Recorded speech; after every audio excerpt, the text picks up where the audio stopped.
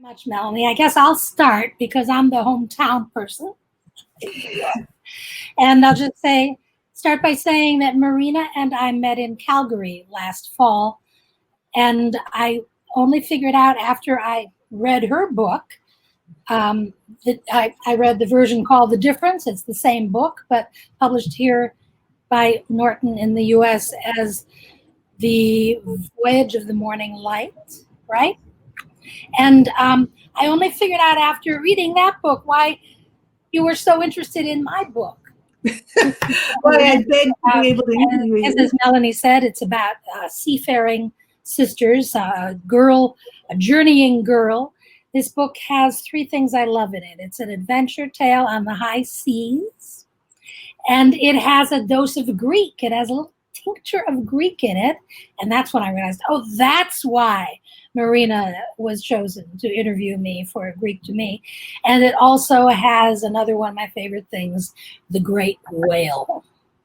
So we can talk about anything you like, but I thought one thing I would like to start with is actually the seafaring part, because this book, just to be completely superficial, I hope Norton has the same, what do they call them, end covers? End papers? French flaps. Wonderful maps on them. I love books that have maps of the world inside. But anyway, the book goes the basically, I think the book is centered on the younger of the sisters, Kay, who has been orphaned and goes with her older sister who just married a sea captain. And they leave from Nova Scotia, right? Mm-hmm. And where? From Yarmouth at the very southern tip. Okay. They go all around the world they have stops in the Caribbean. I've never known how to pronounce Eleutheria. How do you say that? I say Eleuthera, but and that's I think what they say there, but Eleuthera might be more Greek, in fact. And then they go all the way around Africa and to Auckland and to Singapore and through the South Seas and then back via Montevideo and Rio. It's an amazing, amazing voyage. So, and the book is all full of nautical vocabulary, which is another thing I love. So what I wanted to know was how you got the idea. It's also full of Canadian history from Alberta to Nova Scotia. How do you know about so many places, and how did you get into writing a book about the sea? Well, I grew up in Nova Scotia mostly. I moved around a lot, but the most formative time for me was Nova Scotia, from when I was 7 till when I was 15. And we lived in Yarmouth, which was at one time the biggest seaport, had the biggest, most tonnage of any seaport, bigger than Boston. During the age of sail, Yarmouth was a really important port and also shipbuilding center.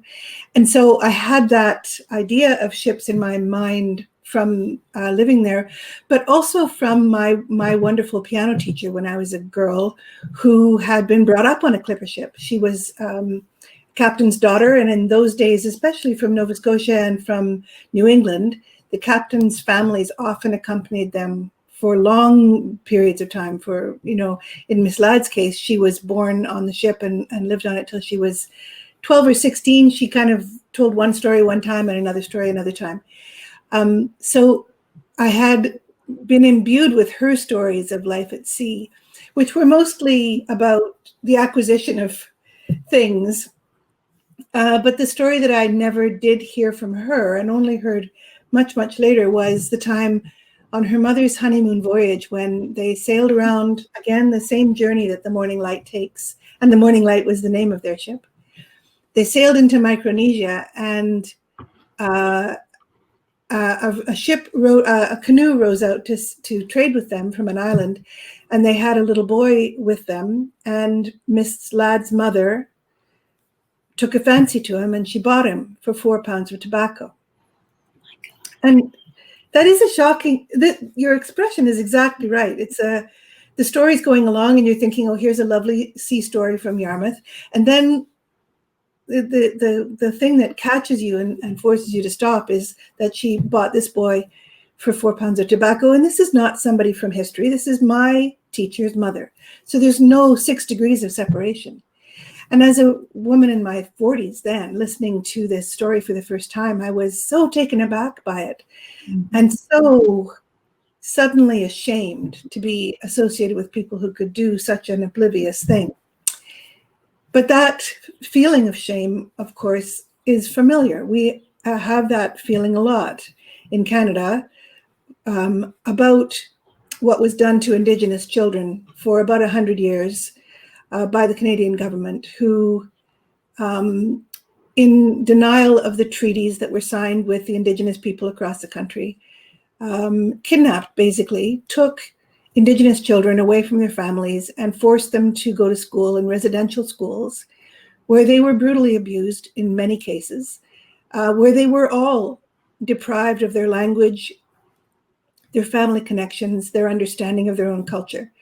And this enormous scar on Canada's history gives one the same kind of sort of feeling of shame that is not directly due to something that I myself did, but shame that I have to carry anyway. And so that's hearing the story from about Miss Ladd's mother buying this little boy, I instantly rejected it. I said, I can't possibly write that story. That's not, maybe not my story to write even, and also would be too hard. But then I was lucky enough to go to New Zealand with the Commonwealth Foundation. And from there I was asked to go on to Tonga and traveled into the South Pacific Islands and met and came to know 150 children as we toured through schools. And there were those children borrowing my hat and, making jokes with me. And it seemed then kind of cowardly, unacceptable cowardice not to examine why women not unlike me could possibly have done such a thing. Uh-huh. Well, all of the characters and the whole plot is built around that kernel. And they're just, the book is almost 400 pages long. And it took me a long time to read because, I don't move my lips when I read, but I like to pronounce every word in my head. And but I was hooked from the first chapter. The first chapter sets it up so well with the young girl, Kay, and you give a little bit of background hint at the trauma that she experienced in the school where her father was a missionary and she saw those children maltreated, but that's developed throughout the book so that it becomes clearer and clearer. Her sister, Thea, is that how you pronounce it? It is, yeah. She's a little bit more, I don't know, she wasn't so traumatized by it, it seems. But, my heart was with Kay. But yeah, every character in the book, with the exception, I would say, of the housekeeper, is quite sympathetic. So where did your sympathies lie while you were writing the book? With Kay, as you did. And Mr. Brimner, who I came to really love, who was an unexpected character. But with Kay for certain. But I also, I wanted to play fair with Thea and to examine the people who felt as if they were genuinely doing a good thing and acting from benevolence. And then to untangle that and see why even that was wrong. Yeah. See why, yeah. No matter what the intention is, it was a great wrong that was done. But in order to look at those terrible things, I felt like it better be an enjoyable voyage along the way. That there better be some seafaring beauty to carry you along. Right in one of the early chapters, they see dolphins, and whenever that you get across so well, not only the beauty of the dolphins, but the joy of the people seeing the dolphins and the bond that it creates on the people who are seeing the animals. That's really lovely. But since you mentioned Mr. Brimner, he comes in, I think, in the third chapter. He joins their voyage on his way to a post in the South Seas. And that's when he ends up. I think you should read the passage where Mr. Brimner becomes Kay's teacher or whatever. I will. I'll just read this. They've been to Eleuthera where they met Mr. Brimner, who is sort of a castaway. He was on his way to Tonga, to the South Seas, and his ship experienced difficulties and he couldn't carry on with it. So he's been waiting for another ride for months. And so, yeah, he's a hitchhiker. So he comes along on the trip in order to be a teacher for Kay. Well, that's how he's going to pay his passage to get to his missionary post. He's recently come from England. I'm not even going to really attempt his English accent, though. Mr. Brimner trotted up from below, where he'd been settling in his cabin. He smacked his linen-jacketed chest with both hands and searched a moment in his pockets, then pulled out a pair of dark glass spectacles and exhibited them to Kay. Guard the eyes from strain. He pulled each rounded crook carefully over his great ear tops. My physician's strict orders, he told her solemnly. A crackpot. She was stuck with him now. Thea tilted the brim of her straw hat to see him better. Did you have them specially made? She asked. In Oxford, he answered. Ground and smoked to my eyes' idiosyncrasy. They answer very well, but some things shine strangely through them. He looked about him as if to prove it. Rainbows and glories, the sun itself, some colors, reds, greens, glow with a ferocious beauty that tempts the eye. Gazing out from his portable darkness, he looked like that villainous kidnapper, blind Mr. Mole of Thumbelina in Kay's childhood book of stories. It was strange to have another person now in the world of the ship. Mr. Brimner took the chair beside Thea, fidgeting for a moment with his glasses case, and then drew out a small green book. Then he sat quite still, instantly absorbed, or perhaps only pretending to be less of a bother. Setting her own book aside, Thea beckoned to Kay to come beside her chair and leaned to interrupt his stillness with a frown on her face of apology. I cannot seem to find the gumption, Mr. Brimner, to get down to serious work while at sea. But my sister's schoolwork, I know Frances spoke to you, and I would be so grateful. She is a clever pupil, although not much interested in grammar or arithmetic. She has a great facility in Latin. Thea smiled at Kay, who moved her own mouth in echo, slanting up very slightly. Mr. Brimner said sadly, Great Latin, has she? Oh, she'll outstrip me, very like. But Miss Kay and I have determined that our chief work is to be wrestling with the Attic language. We feel with Scaliger that not to know Greek is to know nothing. Thea did not reply, and Kay could not, because she did not yet know Greek. Smiling anyhow, Mr. Brimner seemed to feel no reserve. My intention is to do some serious study during the voyage. My Greek is rusty too, much in need of burnishment. Burnishment was not even a word. Crackpot, oddball. Thea reached out her hand, wrist thin and white, to touch Kay's black midi shirt. You will like that, won't you? Her eyes were puddles of darkness. So Kay could not stay sullen. She nodded, eyes pricking with tears for no reason except the reason she could not say. Thea weeping in the church. Yes, thank you, she said, bobbing her head in Mr. Brimner's direction. Mr. Brimner gave a slight cough, like a spinster might. Last evening I persuaded Canon Judd to relinquish the language of his youth. From another pocket he pulled out a book, bright red, holding the mystery of language. Gilt letters read, First Greek Book. As Kay took it, Thea put a finger on the embossed cover. It was a lovely book. It made you want to touch it, saying, Mind you do not let your Latin suffer. Over the thick pages ran the beautiful code of new letters, dark black squiggles, almost known, almost readable. Greek was a thing Thea had never learned, so ha-ha, Kay laughed to herself, although that was childish. If continuing with Latin conjugations paid the toll for learning Greek, very well. Latin took no effort. It was just English tilted to the side. She had a facility. At the rail, Mr. Brimner said, See, a school of dolphins gives us escort for the voyage. Plutarch tells us, to the dolphin alone, beyond all other, nature has granted what the best philosophers seek, friendship for no advantage. That's beautiful. Thank you. Yes, I was excited whenever I came to the passages where Kay was studying, and you got to use Greek words in the book. Did you I have any? Well, let's play with some of those words. Of all the words in the language, you must have been careful of the ones you chose. Yes, I was careful of the ones I chose. Well, there were the words with the phobia words, claustrophobia and Yes, agoraphobia, yeah, which I realized when I was looking over the book again today. Fear words are, of course, appropriate. There's the wonderful word that refers to the bubbling of the rising of the bubbles from the sea. We have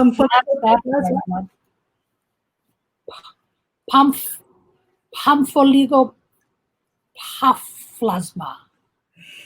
All this time, I've said it in my own way because I only learned it lying down. It was only written. So it's lovely to hear you saying it actually properly and paying attention to the accents, which I never did pay attention to. Well, you can't trust me on accents. But it is a beautiful word to look at, and it looks like a buoyant word. It looks bubbly. Yeah, it does. Those P's and F's and L's. It sounds bubbly. Beautiful word. What other words did you use? There's at one point there's a list of words that Kay is working on, and they're in Greek. Did you get? I wrote a book called Greek to Me, and I had to fight tooth and nail for every Greek letter in my book. I know, and so did I, and I will never do it again. And there's always something with some book that you think, every book you think, oh, I'll never do that again. And this one, it was the Greek lettering, because it's so difficult to mix the two, English and Greek, and to make sure that it's correct. I was very fortunate in having my brother, who was a classical scholar, to fix everything for me and to check it again and again. And yet, even so, when we came to Norton's wonderful copy editor found multiple places where the accents were wrong. So we just go with whatever. We don't do. I won't do it again. But I'm so happy that it's all correct now. And I think when my brother reads it, he'll be able to rest happy instead of always feeling this terrible irritation. Well, I was so obsessed with getting the Greek correct that there were some mistakes in the English. I'm embarrassed to say. But what did you get in Greek, and how did you get interested in the classics? I mean, you surely have had some training in Greek to be brave enough to put it in your book. It's, fiction. It's not really fiction, is it? It's all really what we have experienced ourselves, and the things that we know about one way or another kind of applicate and made into an interesting new stew. And I went to many, many schools. And the last one that I went to, I was resisting, except that the pleasure of it was that I could take Greek. It was the Bishop Strachan School in Toronto. And when I learned that I would be able to study Greek, I was thrilled. My brother and my father had been getting up at 5 a.m. to study Hebrew and Greek all my childhood. It was their we had a house full of women. So this was their manly time together, was studying Greek and Hebrew, and also invented money that they lost on the stock exchange. But the idea of being able to go to a school where you could study Greek without getting up at 5 a.m. seemed like paradise to me. And so all of Kay's love of the opening up of the vista that another language offers you, not only codes, it's not codes, it's another way of looking at the world, as you, of course, talk about so brilliantly in Greek to Me. And I hope that you're going to read something from that book. I will do that. Sure. Should I do that now? There's an echo. I'm getting an echo. I don't hear it. All right. Okay. Well, because this does kind of pick up from where you left off, because I studied Greek at Columbia. I came to it through modern Greek. I wanted to travel to Greece. So I studied modern Greek. And while I was in Greece on my first trip, I fell in love with the Aegean. And I just decided when I went back, I would study ancient Greek so that I could know everything about these Greeks who had seen this sea before I did. lots before I did, and so that I could read some of the things that they had written. So I registered for elementary Greek at Barnard. And, well, traditionally, I guess I'll just read this. I have a slightly abridged version, and I will abridge it more as we go along. Unlike undergraduates who are enrolled in organic chemistry and advanced Latin and statistics and the great books course that Columbia is famous for, along with rowing crew and making art and smoking dope and screwing around, I had only one class to prepare for and no social life, with the result that I was able to throw myself completely into my studies, coming out of my Greek swoon for a few hours a day to go to the office and copy edit for the purpose of paying the rent. Traditionally, the first text that Greek students grapple with is Xenophon's Anabasis, which records the long march up country, Anabasis means going up, and the retreat of 10,000, a myriad, Greek mercenary soldiers who fought in Persia from 401 to 399 BC. It is mostly about how many parasangs they cover every day. A parasang, according to Herodotus and Xenophon, is equal to 30 stadiums, or about 5.5 kilometers, slogging along in the desert, up hills, over rocks, over more rocks, up more hills, until finally they see the sea and shout, Thalassa, Thalassa, the sea, the sea. At last they are as good as home. Professor Slatkin skipped the Anabasis and instead gave us Plato's Apology of Socrates, which is about the trial and death of Socrates at the hands of the state. She knew how to make a person fall in love with ancient Greek. After a year of elementary Greek with Professor Slatkin, I decided that I wanted to take Greek tragedy. At the time, I was living in Astoria above two Italian-American brothers. Astoria is the Greek-American neighborhood of Queens in New York.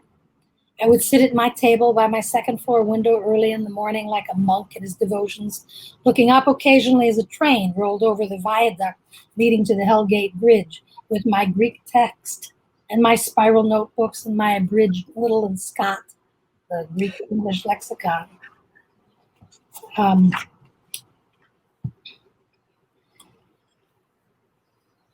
Professor Slatkin had chosen the two plays that she believed no one should graduate from college without having read, Antigone and Oedipus Tyrannus, both by Sophocles.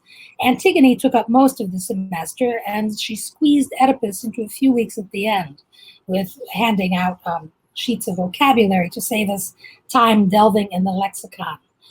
I was the class nerd. I copied the Greek text painstakingly into my notebook, about 10 lines at a time, observing every diacritical mark and covering the facing page with vocabulary notes, verbs with their principal parts, nouns with their genders and genitives, and after negotiating the twists and turns of syntax, penciled in a frail translation of Sophocles. It was thrilling to see the meaning emerge, to observe the subtle uses of tense and aspect and mood, and to feel the force of the untranslatable particles, those little words like of course and don't you know. There are words in Antigone that are current in English today. Miasma is one, and words that are the roots from which English words have sprung. For instance, herpo means to creep, glide, and has given us herps. I know you thought I was going to say herpes, right? As in herpetology, the study of reptiles, snakes, salamanders, and other creeping things. The verb spero means to sow or scatter, and combined with the prefix dia, across, through, yields diaspora, a scattering across or throughout. History has given us the Jewish diaspora, the Greek diaspora, and the Diaspora Club as a group of former New Yorker editors called themselves. I also lapped up the specialized vocabulary of classicists. They had a name for everything. Oh, that's a hapax legomenon, someone might say, meaning a word that occurred a single time in a given author. Hysteron proteron, later before, meant saying what should follow first. My favorite was lacuna, a gap in the text, where a worm had eaten a hole in the papyrus. And we were all prone to the occasional haplography, a scribal error in which the copyist's eye fell on the second use of a word, causing him to omit the lines between the first and second uses.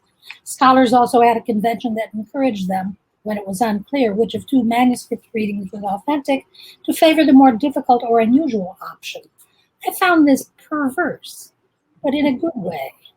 There were also notes on poetic form and meter and exercises in scansion, all this to love before even touching on character or plot. Most people know the story of Antigone, the daughter of Oedipus, buries her brother Polynices, or at least throws a handful of dust on his body to ensure safe passage to the underworld, disobeying her uncle Creon, the new king of Thebes, and earning the death penalty. Antigone is a spitfire, defying Creon in the serene belief that she is obeying a higher law. One of the things that impressed me about Sophocles was the way this play is over even before it begins.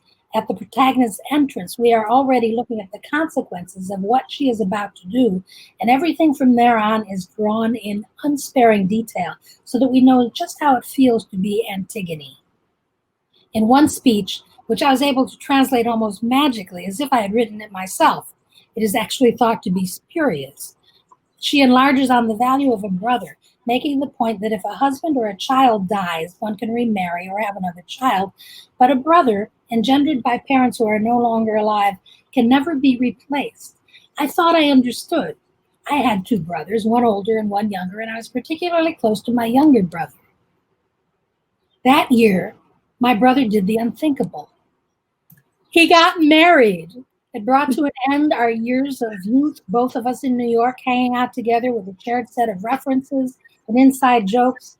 He filled in for the social life I didn't have. He was funny and wise, and I preferred his company to anyone else's. Sometimes you read something at exactly the right time, whether it's a classic you missed in childhood that would have been wasted on you as an 8-year-old, or something that you were too snooty to read when it first came out that speaks to you profoundly once you give up your pose of superiority. A great book about the Donner Party can make you resolve to never waste a scrap of food again. Who you are when you come to a book can give you an intimate experience that you would not have had if that book was assigned in class, if you had to read it. So I felt I had lost access to my brother through marriage, and that I had lost my boon companion, and it felt as good as death. In class, Professor Slatkin gave a different scholarly article to each student of Greek tragedy and asked us to write a response. Mine was about Antigone's motive. Why did she do it? I was aghast to discover that there was an entire body of literature devoted to this question. To me, it was perfectly obvious why Antigone did it. She loved her brother. She did what came naturally to her, and to be faulted for that can elicit no repentance, because there was nothing to repent. She couldn't have done it differently. She was blameless. The only other thing I had read in classical Greek at that point was Plato's Apology, and I saw parallels between Antigone and Socrates. Both were martyred by the state for being married to the truth. So that was my year of Antigone. I'm so glad that you read that about your brother for many different reasons. One of them is that I just love the brothers that run through, how you have let the brothers run through the book. It's one of the most beautiful second threads that you're not aware of at first, and that gradually throughout the book becomes so strong and important and so loving. And also because I think it's another part, another example of how our books actually have a lot in common, that the brother in the difference in the Voyage of the Morning Light, who Kay acquires quite late in life, becomes her motive, as you've just described, for what Antigone does. Her love for her brother propels Kay to a different kind of understanding than maybe Thea is able to come to, even though Thea loves him too, but not as a brother, not as what you're saying that you lost, that boon companion. My brother's getting married next week. Oh, well, congratulations. Married. Yeah, so I'm actually quite happy that he is marrying. I'm very happy, but I'm also conscious of that loss of the intimate relationship, that there is no other, I can't think of any other replacement for that. Yeah, it is a really special relationship. Your book starts with the book has actually 2 voyages in it, right? There's the voyage of the Morning Light, and what is the other voyage? The name of the ship? Well, the second voyage is 10 years later in the age of steam. So it actually takes place on several different boats. The first one is the Constellation, and then they move on to a smaller boat that goes from Auckland to Tonga.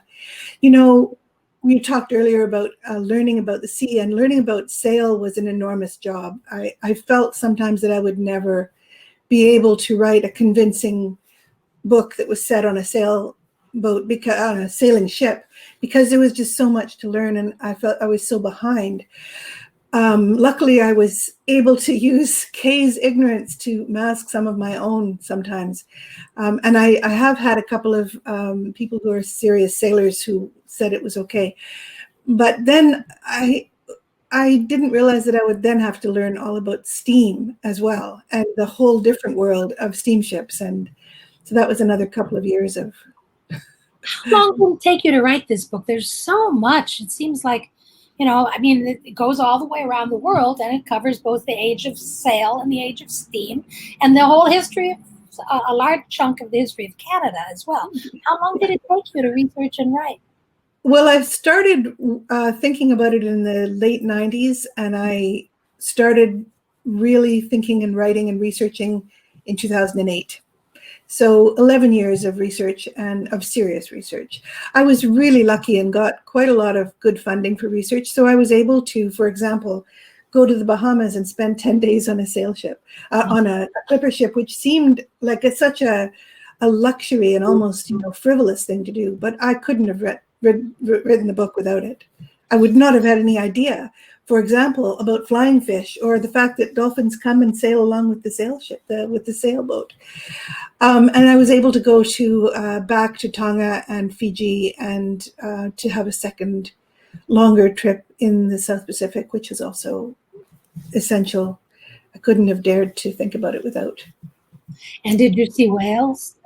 I certainly did. Oh, yeah. So whales are one of Tonga's main exports, or main industries. The humpback whales mate and have their babies around Tonga, and there's quite a roaring trade in tourist boats that will take you out to see if you can spot a whale. I didn't do one of those trips, but instead I talked to a girl who is one of the people whose families have these charters to be able to take people out to see the whales, and her talk about her first time in the water with the whales gave me a great scene in the end of the book, when Erin goes into the water with the whales, and it was lovely to see her talking about it, to see, even for somebody who, whales are pretty ordinary because they're part of her everyday life. Even so, the awe with which she describes and talked about them was lovely to see. Well, that was one of the things that I loved about the book. The crew of this ship seems never to tire of the beauties of the sea.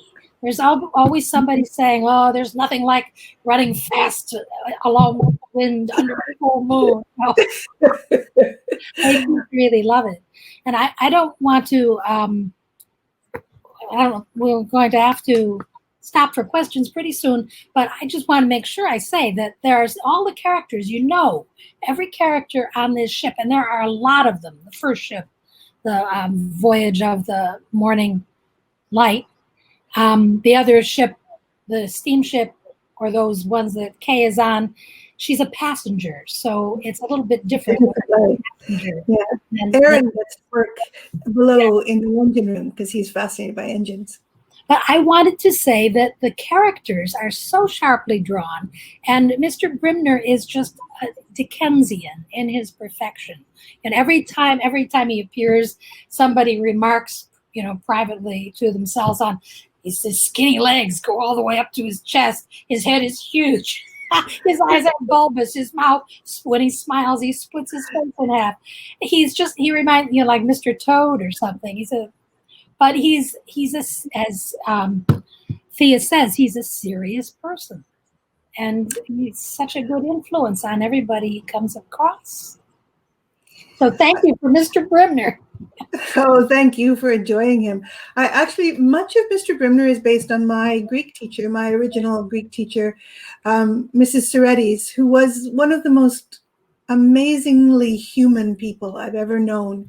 And she had a very eccentric face, physiognomy. Everything about her was quite eccentric, but the glorious shining love that came through for Greek, for her students, for everybody, made her into such a lovely companion in the classroom and also otherwhere. Well, enthusiasm is a Greek word, right? Enthusiasm, exactly. I'm sorry to have to go to questions because I'd love to keep talking to you about Eucharisto and Ilios and ephemera and Greek blues, but well, I was wondering, I did discover after the book was published that those Greek words had a life of their own, and some of them just kind of blossomed without my knowing. Somebody would point out later, and that the name of the ship I took to Cyprus, the Sol Frine. Frine was the name of a historical character who was arrested for bathing in the nude, for skinny dipping. And I went to Cyprus and I did do some skinny dipping, chubby dipping in Cyprus. And I didn't know that the ship that took me there was named after a famous skinny dipper. The story about her is that when she was arrested and she went before the judge, her defense was to disrobe. And when he saw how beautiful she was, she said, well, the judge let her off. Who can blame you? The world needs this. And I'm sure the judge would have said the same to you. I love those little serendipities that come in nonfiction, but hugely come in fiction, where you don't even know what you're doing and you don't know why Mr. Brimner's there. And you're just writing along, imagining things, and then it has a fulfillment to it that comes towards the end. And I was very glad to see Mr. Brimner back again in the second half. Oh, so was I. I thought maybe he and Kay would get together, but that was absurd, I suppose. She's not a romantic heroine in that way. She's more of an indie type. It's interesting to me to see how many people suggest that might have been a good idea, or perhaps something that will happen. And you never know. They're eccentric, both of them. Yes. In the same way. Left open at the end, isn't it? Well, should we take some questions then? Is it? Yeah, absolutely. Do we have Melanie coming back to help us figure out where they are? I hope so. Yes, there she is. Hi. So our audience is being rather shy tonight. So let's start by if there's anything that you didn't talk about yet that you want to cover? Well, I wanted to go back and talk really about that Greek blue, and we talked about this last fall, Mary, and there's a whole chapter in your book about blue, about colors, the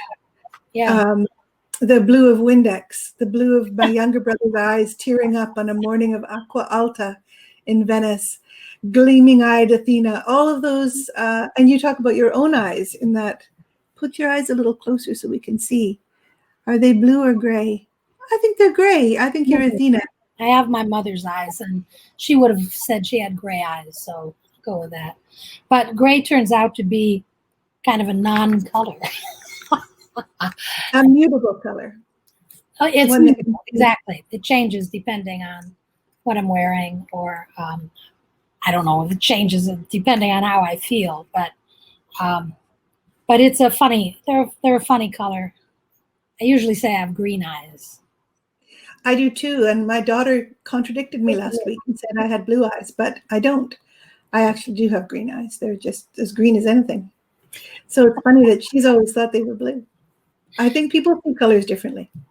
I guess so. That's true. Everyone has their own spectrum. But I also wanted to know, you say that you didn't. How did you get all that vocabulary of ships? I mean, I have a vocabulary of blue, but do you have favorite nautical stories, or did you like reading? Well, I read all of them. I read Patrick White, and I read Conrad, all of Conrad. The nice thing about Conrad is that there's not a lot of actual detail. There's not, you don't know which knot this is or which sail that is. You just have the sensation, the familiar sensation of being at sea, and the sense of things operating around you. So I was sort of thinking of him as a model more than somebody like Master and Commander Patrick O'Brien. O'Brien, who tells you a bit more, I think, because he was really proud of his knowledge of the sea. So you do get a little bit more of the raise the middenmast and get the jib going in Patrick O'Brien than you do in writers who were writing during the time of sail and who were sort of Jack Aubrey. Hamish is saying Jack Aubrey. Yeah. Okay, right. Well, I tried reading. I thought I would be interested in the whole series from Patrick O'Brien, but I tried reading it and trying to figure out every nautical word, and I couldn't get past like the second page. I think you have to pretend you know that stuff and go on. And I think so too. I think maybe you're too careful a reader to let yourself slide over things, where many of us are lazy and are willing to just let context kind of emerge. But one of the things that was really difficult for me in this book was figuring out the layout of the ship. I searched and searched and searched for plans of the ships. I was sure that there would be plans of how the cabins were and the aft saloon and the sort of the layered plans, and they're remarkably few because ships were not made from plans but from models. I was going to say, you have a character bring in a model. Yeah, that's right. So Because the maker would create the model kind of from the inside out, and then this would be used during the construction and gradually taken apart. Not very many of the models survived even because they were used as diagrams for building the ship. So for a couple of years, I was searching and searching. I finally found on eBay a series of ships plans that were not quite what I was looking for, but I was able to adapt them so that I had some sense of authority, some sense of, this actually would hold together as a ship. And then I also had my piano teacher's mother's letters home to her father, which were invaluable, and all of those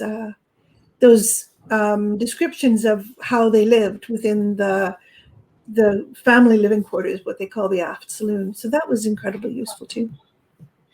Were there other books of girls and women on ships? Are there any other books Well, there's Pippi Longstocking. Oh, yes. You don't really hear much about how that ship works. It's just magically sails places. I don't know that there are any other nautical girls. There is also in children's books, Arthur Ransom, in his Swallows and Amazons. I love those books. Me too. I didn't read them until I was in my 40s, but I read them. Yeah, exactly. I think it was quite late too. He has one called Missy Lee that is about a female pirate, as you might remember. It was not my favorite though, so I didn't actually go back to that one.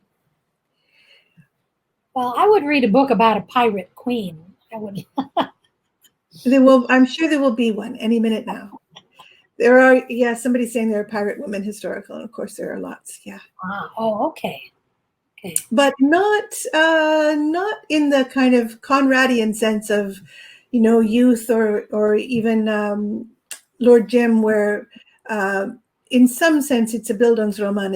It's a person setting forth to explore to go and explore the world and to make their fortune or to come to maturity. I can't think of any girls who do that at sea.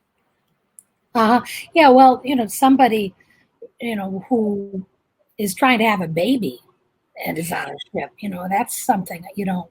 Yeah. A pirate queen would just pop it out and go back to work. Yeah.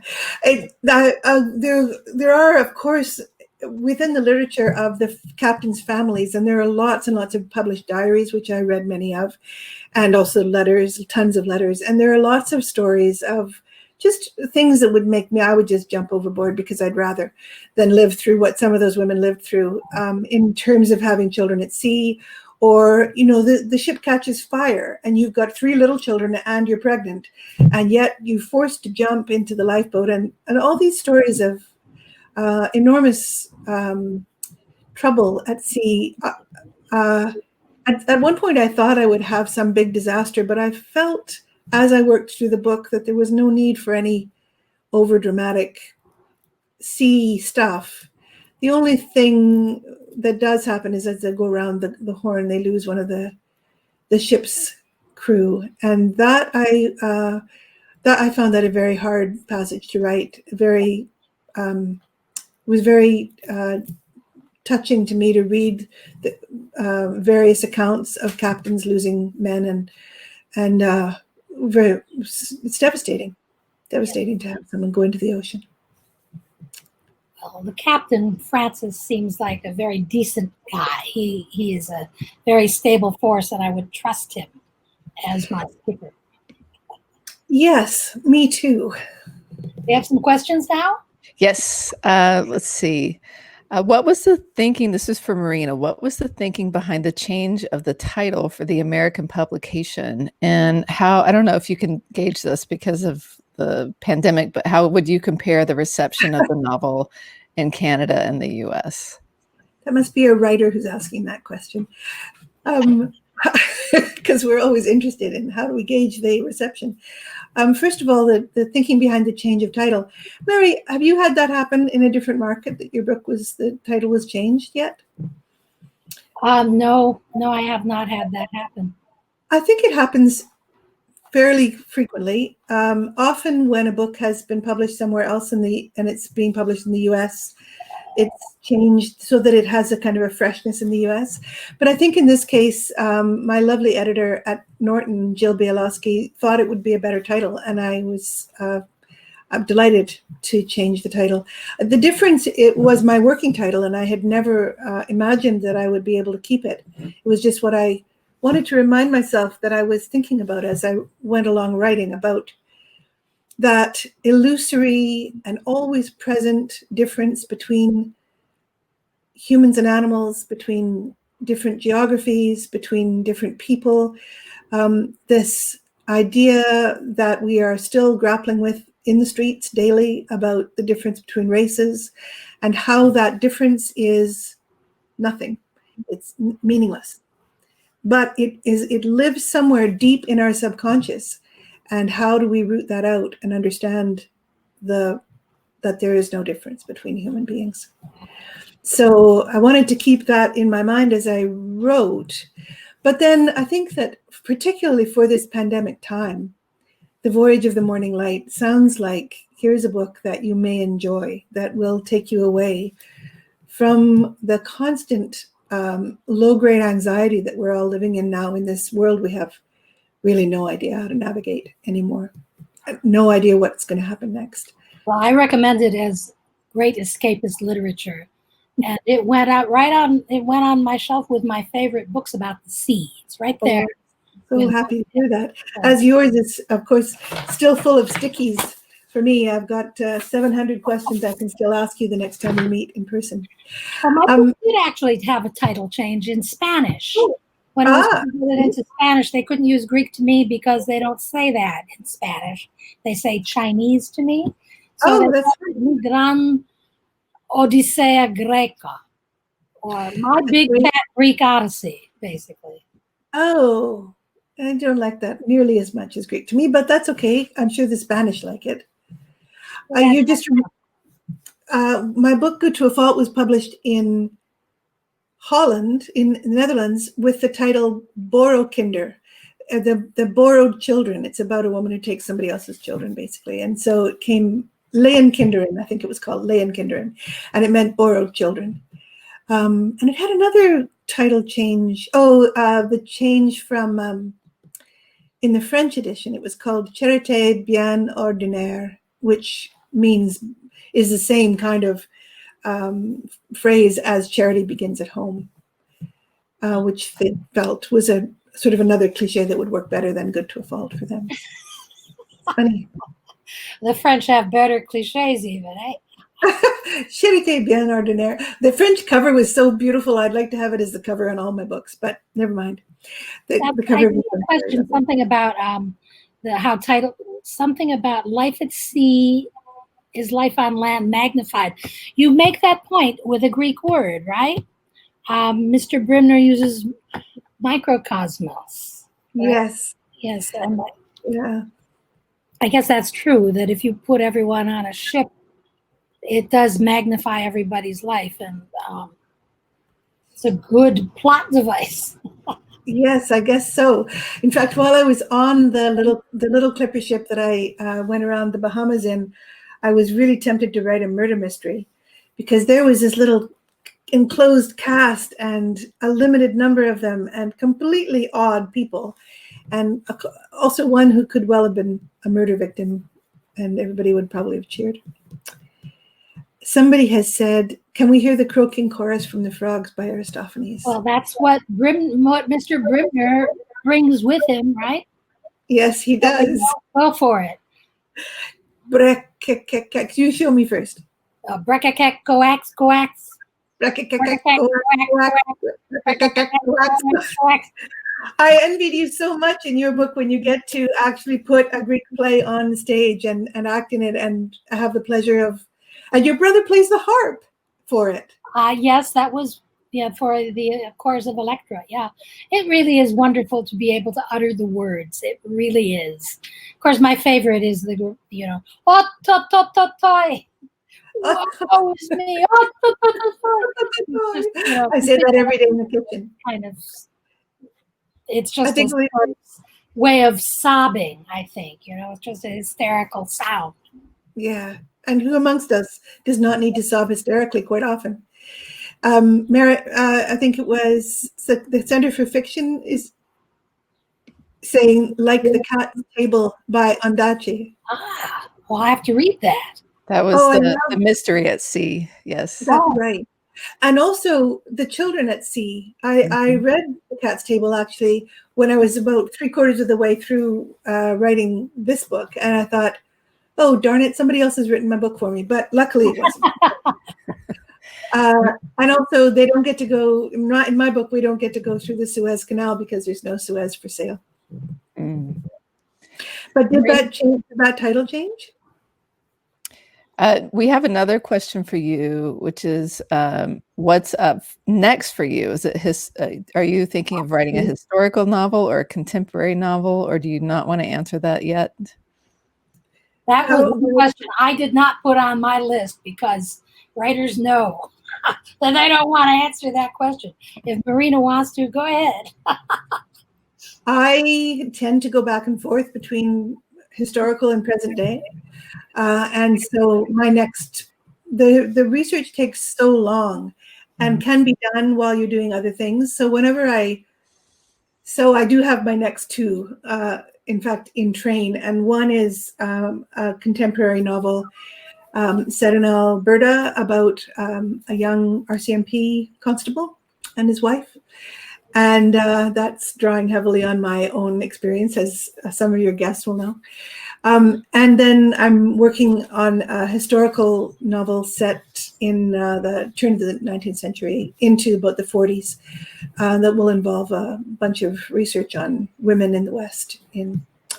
So that's all I can tell you. And I can see Mary disapproving of me even. No, I'm full of admiration. You also teach, right? I do. I teach a lot. Yeah. That's impressive. Well, so I wanted to ask you both one last question, and that is, nobody can travel now, so they should read your books to travel. But are there any other books that you're finding are really filling your needs right now? Any reading that you would recommend to our audience? Oh man, as soon as anybody asks me that, all the books in my life fall out of my head. How about you, Mary? I'm reading a writer named Stephen Rowley. His book, The Editor, is about a writer who has a book accepted, and his editor turns out to be Jackie Onassis. And it's wonderful. It's kind of an homage to the Kennedys too, but it's also, books about editors are a real niche, and writers love them. I just love books about editors. Odd thing. Diana Atwell, her wonderful books about being an editor, Stett and some of the others.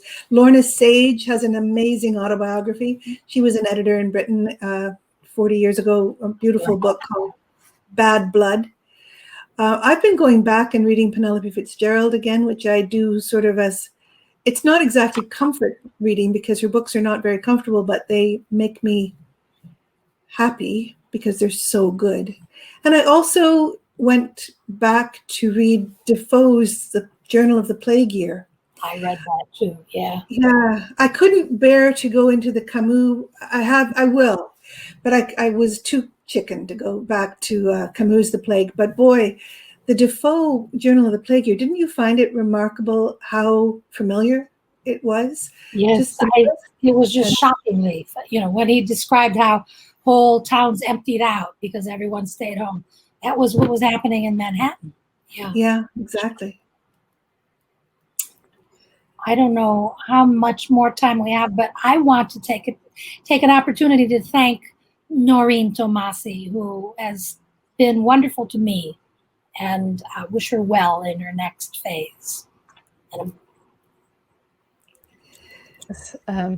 Well, that is all the time we have for tonight. Thank you so much, Marina, and thank you, Mary. I put a link to purchase Mary's book in the chat, and then there's a button that you can press right below the video to purchase Marina's book. This is a great conversation. I want to go sailing right now. I'll buy your book and read it. So thank you so much, and thanks everybody for coming tonight. Thank you so much for having me, and thank you, Mary. It was lovely nice to see you, Marina. Next time in person.